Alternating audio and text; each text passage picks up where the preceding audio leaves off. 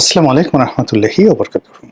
সম্মানিত দর্শক, জনাব তারেক রহমান সাহেবের দিল্লি সফর নিয়ে রীতিমতো তুলকালাম কাণ্ড ঘটে চলেছে। এক পক্ষে বলার চেষ্টা করছেন যে তারেক রহমান সাহেবের দিল্লি যাওয়া ঠিক হবে না, অন্য পক্ষ বলছে ওনাকে যেতেই হবে, না যেয়ে কোনো উপায় নেই। মূলত দিল্লিতে একটি সম্মেলন হচ্ছে ব্রিক্স। তো সেই ব্রিক্স সম্মেলনে যোগ দেওয়ার জন্য ভারতের পক্ষ থেকে স্বাগতিক দেশ হিসেবে, ভারত যেহেতু এটা আয়োজন করছে, স্বাগতিক দেশ হিসেবে জনাব তারেক রহমান সাহেবকে দাওয়াত করা হয়েছে। যারা সমালোচক, ভারতের সমালোচক, তারা প্রথমে বলার চেষ্টা করছেন যে এখানে জনাব তারেক রহমান সাহেবকে এই চিঠির মাধ্যমে অপমান করা হয়েছে। তাকে ভারত যে চিঠি লিখেছে সেই চিঠিতে একটি বারের জন্য honourable prime minister, your Excellency, আপনি আসেন, ইত্যাদি ইত্যাদি বিষয়গুলো না বলে তাকে যে ব্রিক্সের বর্তমান পদ পদবি অনুযায়ী তাকে সম্বোধন করা হয়েছে। তো কেন তারেক রহমান সাহেবকে প্রধানমন্ত্রী বলা হইল না? একটি সারা দুনিয়া কাঁপানো নির্বাচন, এবং সেই নির্বাচনে একটা ব্রুট মেজরিটি পাওয়া দল, দীর্ঘদিন যিনি লন্ডনে ছিলেন এবং সেই লন্ডন থেকে এসে যেভাবে তিনি ভিডিভিসির মতো এই দেশে সবকিছু জয় করলেন, বিজয়ী হলেন, সরকার গঠন করলেন, এবং স্বয়ং ব্রিটিশ সরকার যেখানে আশ্চর্য হয়ে গেছে যে তাদের দেশে এরকম একজন রত্ন এতদিন পড়েছিল। তো সেখানে ব্রিটিশ প্রধানমন্ত্রী কোনোদিন তার সঙ্গে দেখা করেননি বা দেখা করতে যাননি, তাকে আমন্ত্রণ জানাননি। তিনি কখনো ব্রিটিশ পার্লামেন্টে গেছেন, কোনো ওই এলাকার মন্ত্রী এমপির সঙ্গে তার কোনো বৈঠক হয়েছে আমরা এ যাবৎকালে দেখিনি। ফলে এই যে একটা উন্নাসিক জাতি ব্রিটিশ, তারা কখনোই মানুষকে সম্মান করতে জানে না। তারা তাদের দেশে যে কোনো মানুষ গেলেই মনে করে যে তারা আমাদের দেশে আসছে আশ্রয় নেওয়ার জন্য, কেনাকাটা করার জন্য, আশ্রয় নেওয়ার জন্য, হ্যারোসে গিয়ে দামি দামি পণ্য কেনার জন্য, ব্রিটেনের পার্লামেন্ট দেখার জন্য। কিন্তু তাদের দেশে যারা গেছেন তারাও যে ভবিষ্যতে ব্রিটেনের জন্য যে কোনো উপকারী যাকে বলা হয় মানুষে পরিণত হতে পারেন, এটা ব্রিটিশ জাতি কখনো মনে করে না। তাদের সেই অহমিকাবোধ, এবং সেই অহমিকতা বোধ থেকেই জনাব তারেক রহমান সাহেব বলতে গেলে পুরো লন্ডনের যে সময়টি একজন অরাজনৈতিক মানুষ সাধারণ বেশে দিনহীনভাবে ট্রাম্পে চলাচল করেছেন। তারপর কোনো প্রোটোকল ছিল না, কোনো বডিগার্ড ছিল না, একটা কেটস পরে তিনি হেঁটেছেন, কেটসটা নাকি ছেঁড়াও ছিল, এরকম কথাবার্তা হলো। কিন্তু সেই মানুষটি যখন 18 কোটি মানুষের অবিসংবাদিত নেতারূপে নির্বাচিত হলেন, তেমনি ব্রিটিশের মাথা খারাপ হয়ে গেল। এখানে ব্রিটিশ রাষ্ট্রদূত যিনি বাংলাদেশে আছেন, তিনি গিয়ে সরাসরি তার সাথে দেখা করলেন, সম্মান প্রদর্শন করলেন। তো এইরকম একজন রাষ্ট্রপতি, প্রধানমন্ত্রী, সরকার প্রধান, মানে বাংলাদেশের মতো জায়গাতে তারেক রহমান সাহেব যে চমক সৃষ্টি করেছেন, সাম্প্রতিক সময় এরকম চমক কেউ তৈরি করতে পারেনি। তো সেই রকম চমক তার একজন প্রধানমন্ত্রী, যাকে পেয়ে আনোয়ার ইব্রাহিম সাহেব রীতিমতো পাগল হয়ে গেলেন, মালয়েশিয়ার প্রধানমন্ত্রী, এবং সমস্ত প্রোটোকল ভেঙে একটি বাংলা গান দিয়ে একটা ভিডিও ক্লিপ তৈরি করলেন, আমার বন্ধু মহাজাদু জানে, হাবিব ওয়াহিদের একটা সুপার ডুপার হিট গান দিয়ে মালয়েশিয়ান সরকার সেটা তাদের যে অফিসিয়াল ফেসবুক পেজ রয়েছে সেখানে তারা সেটা আপলোড করে দিলেন। এটা বাংলাদেশ কখনো কল্পনা করেছে? সেখানে 82 বছরের একজন মানুষ আনোয়ার ইব্রাহিম, অত্যন্ত ত্যাগী, প্রাজ্ঞ, তার মতো মানুষ তারেক রহমান সাহেব তার চেয়ে প্রায় 20 বছরের ছোট। তো এরকম একজন মানুষকে বন্ধু হিসেবে তিনি গ্রহণ করেছেন। আমার বন্ধু মহা জাদু জানে, এ কি মুখের কথা? তারপর একই অবস্থা হয়েছে বেইজিংয়ে, যেখানে সারা পৃথিবীকে ডমিনেট করে চীনের প্রেসিডেন্ট। তিনি ডোনাল্ড ট্রাম্পকে দৌড়ের উপর রেখেছেন। রাশিয়ার প্রেসিডেন্টকে তিনি মন্ত্রমুগ্ধের মতো মোহমুক্ত রেখেছেন। সমস্ত মধ্যপ্রাচ্যে এখন বলতে গেলে সফট ইকোনমি 100% নিয়ন্ত্রণ করে চায়না। তো সেই চীনের প্রেসিডেন্ট মিস্টার শি, তিনি যেভাবে জনাব তারেক রহমান সাহেবকে সম্মান দেখিয়েছেন, তার সঙ্গে কথা বলেছেন, হ্যান্ডশেক করেছেন, তাকে গার্ড অফ অনার দিয়েছেন।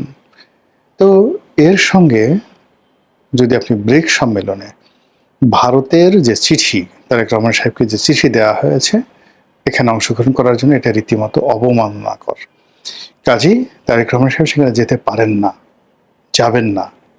এবং আমাদের মতো যারা ইউটিউব করেন, ইনফ্লুয়েন্স করেন, তারা বলছে যে না, একেবারে বাপের বেটার মতো কাজ হয়েছে, কোনো অবস্থাতে সেখানে যাওয়াটা ঠিক হবে না। অন্যদিকে ভারত, তারাও তো সারা জীবন বাংলাদেশের উপর দাদাগিরি করে আসছে সেই 1971 থেকে। তারা মনে করছে যে এই যে যুদ্ধ করেছে তারা পাকিস্তানের সঙ্গে, আর পাকিস্তানকে পরাজিত করে যে বিজয়ের যে মধুটি, হাড়িটি, এটি তারা নিজেদের দখলে না নিয়ে এটি বাংলাদেশে তারা শেখ মুজিবের হাতে, বঙ্গবন্ধু শেখ মুজিবুর রহমানের হাতে তুলে দিয়েছে। এই জন্য বাংলাদেশের স্বাধীনতা নিয়ে তাদের একটা অহমিকা বোধ আছে, গর্ব আছে। তারা ওটা স্বীকারই করতে চায় না যে আমাদের মুক্তিযোদ্ধারা এত কাজ করেছে, আমাদের বঙ্গবন্ধু এত কাজ করেছে, আমাদের শেখ হাসিনা এত কাজ করেছে। মুক্তিযোদ্ধাদের সেই অবিস্মরণীয় অবদানকে ভারত আসলে আমরা যেভাবে মূল্যায়ন করি সেভাবে তারা আসলে মূল্যায়ন করে না। তাদের মধ্যে একটা দাদাগিরির টেন্ডেন্সি আছে, এবং এই যে ভাইরাস, দাদাগিরির যে ভাইরাস, সেই ভাইরাসটি ভারতের প্রথম শ্রেণীর পত্রপত্রিকা থেকে শুরু করে সেখানে যারা বুদ্ধিজীবী, তারা ডিপ্লোম্যাট, এমনকি বিভিন্ন সময় যারা বাংলাদেশে রাষ্ট্রদূত রূপে দায়িত্ব পালন করেছেন, তারাও কটূক্তি করছেন, রীতিমতো অবমাননাকর কথাবার্তা বলছেন, টিটকারি করছেন, ঠাট্টা করছেন, মস্কারা করছেন। তাদের বক্তব্যের মোদ্দা কথা হলো যে তারেক রহমান সাহেবকে ভারতে যেতেই হবে। কেন যেতে হবে? এই কারণে তাদের সঙ্গে আমাদের যে পানি চুক্তি আছে, গঙ্গা পানি চুক্তি, এটা শেষ হয়ে গেছে। এবং গঙ্গা পানি চুক্তি যদি নবায়ন করতে হয়, গঙ্গা থেকে পানি আনতে হয়, তাকে গঙ্গা ব্যারেজ তৈরি করতে হয়, তাহলে অবশ্যই ভারতকে তেল দিতে হবে, তাকে দাদা মানতে হবে, এবং সেখানে নমস্য করে যেতে হবে। আর বিএনপির যারা লোকজন, তাদের বক্তব্য হলো যে গোষ্ঠী মারি তোর সেই পানি চুক্তি। আমরা তো 96 থেকে 2001 সনে ক্ষমতায় ছিলাম, তারপরে 1991 থেকে আমরা 1996 সন পর্যন্ত ক্ষমতায় ছিলাম। তো এই দুই পিরিয়ডের একটা পিরিয়ডে আমাদের তো পানি চুক্তি ছিল না। 91 থেকে 96 কোনো পানি চুক্তিই ছিল না। তখন কি গঙ্গায় পানি আসেনি? তখন কি পদ্মা নদীতে ইলিশ তৈরি হয়নি? বরং এখন যে ইলিশ, তার চেয়ে ভালো ইলিশ তখন ছিল। এখন ইলিশ খাওয়া যায় না, ইলিশ থেকে গন্ধ আসে, বড় বড় ডিম হয়, পেটে কোনো তেল নেই, দামও অনেক বেশি। কিন্তু 91-92 সনে এই ঢাকার বাজারে ইলিশ অনেক সস্তা ছিল। তা আমাদের, তোমাদের পায়ে পড়ে এত তেল দিয়ে দরকারটা কি? আমরা কি যে করবো তোমাদেরকে তোমরা কল্পনাও করতে পারো না। আমরা এখানে তিস্তা ব্যারেজ করব, আমরা এখানে গঙ্গা ব্যারেজ করব, এবং বর্ষাকালে আমাদের যে পানি আসবে সেই পানিকে আমরা বিভিন্নভাবে ব্যবহার করে আমরা এই দেশকে রক্ষা করব। তোমাদের গঙ্গা চুক্তি নিয়ে আমরা আন্তর্জাতিক আদালতে যাব, এবং এই আমাদের আন্তর্জাতিক আদালতে যাওয়ার ফলে কি হবে, তোমাদের 12টা বাজবে। তোমরা এই গঙ্গা চুক্তির নাম করে আমাদেরকে ঠকিয়েছো, এটা দরকারই ছিল না। এর কারণ হলো আন্তর্জাতিক নদী, সেই নদীর প্রবাহ পথে উজানে তোমরা কোনো অবস্থাতেই আমাদের সম্মতি ছাড়া বাঁধ নির্মাণ করতে পারো না।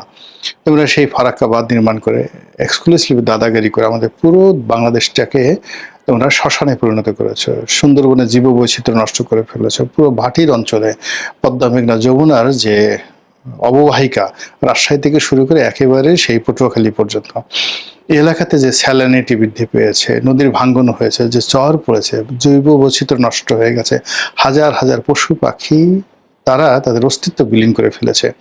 তো কাজে আমরা তোমাদেরকে ছাড়বো না, আমরা তোমাদেরকে আন্তর্জাতিক আদালতে মামলা করবো, তোমাদেরকে নাকানি খাওয়াবো, চুবানি খাওয়াবো। এরপর তোমরা গঙ্গা চুক্তি আব্বা আব্বা করে করবে। তোমরা আমাদের দেখো না, আমাদের পাকিস্তানের সঙ্গে আমাদের যে যখন সম্পর্ক ছিল, তখন আমাদেরকে তোমরা আব্বা ডাকুনি। তখন তো গঙ্গার ফারাক্কা বাঁধ পাকিস্তান জমানাতে তোমরা তৈরি করে রেখেছো, কিন্তু সেই ফারাক্কা বাঁধ তো চালু করতে সাহস পাওনি। বাংলাদেশকে স্বাধীন করে বঙ্গবন্ধু শেখ মুজিবুর রহমানের কে কনভিন্স করে তোমরা পরীক্ষামূলকভাবে এটা চালু করতে গিয়ে একদম পার্মানেন্টলি বাংলাদেশে বাস দিয়ে দিয়েছো। আমরা সেই কাজ করবো না।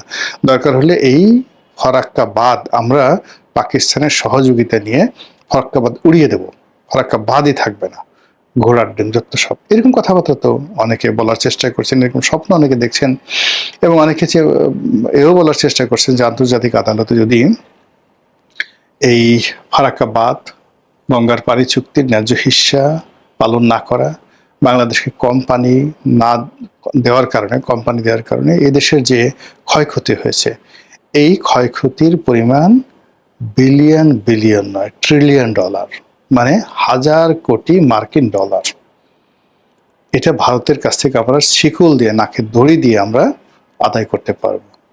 এখনো তো পৃথিবীতে আইন আছে, কানুন আছে, ভারতে না থাকতে পারে, আমাদের দেশে তো আছে। আমাদের দেশে আইনের শাসন আছে, আমাদের দেশে বিচার ব্যবস্থা আছে, আমাদের দেশে জুডিশিয়ারি আছে, আমাদের দেশের জনগণের ঐক্য আছে। আমরা কথায় কথায় মানে কোটি কোটি মানুষ ভারতের বিরুদ্ধে যদি আমাদেরকে মার্চ করতে বলা হয়, সেখানে ফারাক্কা মিছিল করতে বলা হয়, আমরা না খেয়ে হলেও সেই ফারাক্কা মিছিলে অংশগ্রহণ করব। কাজে এটা নিয়ে ভারতীয় পত্রপত্রিকা যে যাকে বলা হয় প্রচার করছে, নেতিবাচক প্রচার করছে, সেই প্রচারে আমরা আসলে বিভ্রান্ত হব না। আমরা আমাদের মান সম্মান ঐতিহ্য নিয়ে থাকবো। আমাদের প্রধানমন্ত্রী, তাকে যদি নিতে হয় তাহলে তার শর্ত মানতে হবে, তাকে যদি নিতে হয় তার কথা মানতে হবে, তাকে যদি নিতে হয় তাহলে তাকে সম্মানিত করতে হবে। আপনি তাকে দাওয়াত করে নেবেন, নেয়ার পরে আপনি নেওয়ার সময় এয়ারপোর্টে কি করবেন, ওখানে নিয়ে কিভাবে তাকে সম্মানিত করবেন, এই ব্যাপারে কোনো কথাবার্তা নাই। তারপর ওখানে গিয়ে আপনি নিয়ে যদি আবার আপনি শেখ হাসিনার কথা বলেন, আওয়ামী লীগের কথা বলেন, তার উপর চাপ প্রয়োগ করেন, ভদ্রলোক মানুষ তিনি গিয়ে সেখানে আপনাকে কি কথাবার্তা বলবে? ফলে that should be settled earlier এবং অন প্রায়োরিটি বেসিস। এটা না করা পর্যন্ত কোনো অবস্থাতে আমরা ভারতকে ছাড় দেবো না এবং ভারতের ভিজিটে যাব না।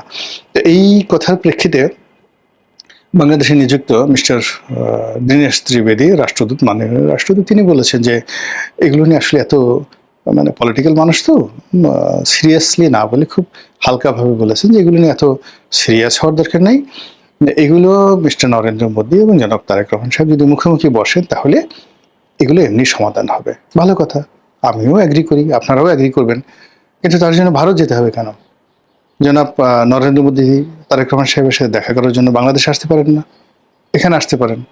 অথবা এই যে সেপ্টেম্বর মাসে তিনি যখন জাতিসংঘ যাবেন জনাব তারেক রহমান সাহেব, তখন তো ইচ্ছা গেলে নরেন্দ্র মোদী এসে তারেক রহমান সাহেবের হোটেলে দেখা করতে পারেন, বাংলাদেশের দূতাবাসটা কার্টেসি ভিজিট করতে পারেন, অথবা অন্য কোনো তৃতীয় জায়গাতে গিয়ে যার যার সম্মান রক্ষা করে সেখানে একটা বৈঠক হতে পারে। কিন্তু একেবারে তারেক রহমান সাহেবকে ওখানে ব্রিক্সের সম্মেলনে গিয়ে তাদের হুকুম মেনে তাদেরকে তোয়াজ তদবির করে তারপর সেখানে যেতে হবে, এইরকম বিপদে তো বাংলাদেশে এখনো পড়েনি।